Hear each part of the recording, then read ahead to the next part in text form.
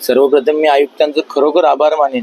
आयुक्तांनी खूप मोठ्या मनाने ही गोष्ट मान्य केली की खरोखर मला सुद्धा कल्पना नव्हती की ठाण्यामध्ये अशा कुठल्या प्रभागामध्ये 25 वर्षापासून, आयुक्तांना आधी वाटले की 25 दिवसापासून, म्हणलं साहेब 25 वर्षापासून.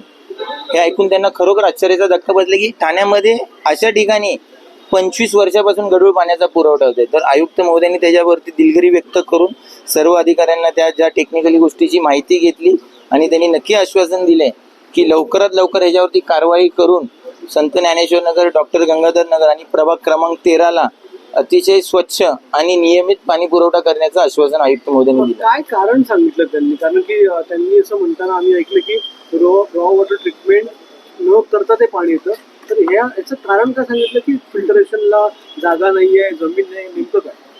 त्यांचं म्हणणं होतं की फिल्ट्रेशनला जी 100 बाय 100 अशी जागा लागते ती जागा उपलब्ध नाहीये. आणि कारण हे दिलं की बीएमसीची जी डायरेक्ट रॉ वॉटर लाईन येते त्याच्यावरती डायरेक्ट कनेक्शन दिलेलं आहे. ही आधी भरपूर कनेक्शन होती, ही मागील 5 ते 10 वर्षापासून सर्व कनेक्शन काढण्यात आली. पण शेवटचं कनेक्शन हे संत ज्ञानेश्वर नगर, डॉक्टर गंगाधर नगर आणि प्रभाग 13चं हे मागील 25 वर्षापासून तसंच ठेवण्यात आलेलं होतं. आणि आयुक्तांनी ह्या गोष्टीबद्दल खरोखर अधिकाऱ्यांना समज दिली की अशा पद्धतीची गोष्ट असेल हे तुम्ही मला सांगायला हवं होतं आणि त्याच्यावरती कारवाई करायला हवी होती. आणि आयुक्त महोदयांनी लवकरात लवकर ह्या गोष्टीचा पाठपुरावा करून लवकरच स्वच्छ पाणी पुरवेल अशी ग्वाही दिलेली आहे.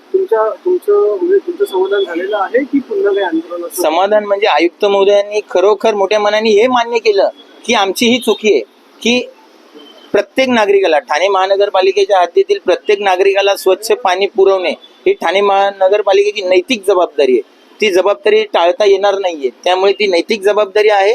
तर आम्ही दिलगीर आहोत, तुम्हाला या पद्धतीचं 25 वर्षापासून सातत्याने गढूळ पाणी येते. तर येत्या काही दिवसात आम्ही याच्यावरती ठोस कारवाई करू आणि नक्कीच संत ज्ञानेश्वर नगर, डॉक्टर गंगाधर नगर, प्रभाग क्रमांक 13 मधील नागरिकांना दिलासा देऊ, याच्यावरती विश्वास ठेवू.